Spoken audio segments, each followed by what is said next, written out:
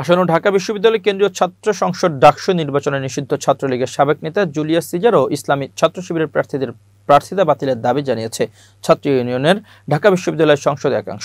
এছাড়া স্বৈরাচারের দোষরদের ডাকসু নির্বাচনের জন্য গঠিত নির্বাচন কমিশন থেকে বাদ দেওয়ার দাবি জানিয়েছেন সংগঠনটি। মঙ্গলবার ছাত্র ইউনিয়নের ঢাকা বিশ্ববিদ্যালয় সংসদের একাংশের যুগ্ম আহ্বায়ক মাসুম রানা জয় ও সালাউদ্দিন আম্মার নিলয় এক যৌথ বিবৃতিতে এই দাবি জানিয়েছে।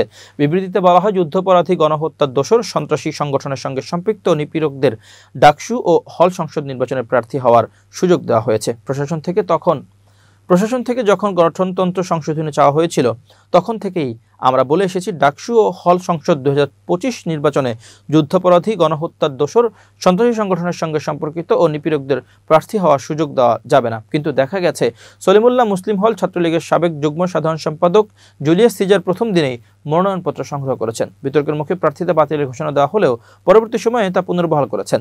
আমরা অবিলম্বে জুলিয়াস সিজারের প্রার্থিতা বাতিলের দাবি জানাই। ছাত্র শিবিরের প্রার্থিতা বাতিলের দাবি জানিয়ে বিবৃতিতে বলা হয়, ডাকসু গঠনতন্ত্রে উল্লেখ আছে, এই সংসদ মুক্তিযুদ্ধের চেতনায় পরিচালিত হবে। মুক্তিযুদ্ধের বিরোধিতাকারী, যুদ্ধাপরাধী, গণহত্যার দোষর ইসলামী ছাত্র সংঘের সরাসরি উত্তরাধিকার ইসলামী ছাত্র শিবির ডাকসুতে নির্বাচন করার সুযোগ পাওয়ার কথা না। তারপরও ইসলামী ছাত্র শিবিরের প্রতি বর্তমান বিশ্ববিদ্যালয় প্রশাসনের এক ধরনের পক্ষপাত লক্ষ্য করা গেছে। পরিবেশ পরিষদের সিদ্ধান্তকে বুড়ো আঙ্গুল দেখিয়ে বিশ্ববিদ্যালয় প্রশাসন বারবার ইসলামী ছাত্র শিবিরকে বিশ্ববিদ্যালয়ে রাজনৈতিক কার্যক্রম পরিচালনা করার সুযোগ করে দিয়েছে।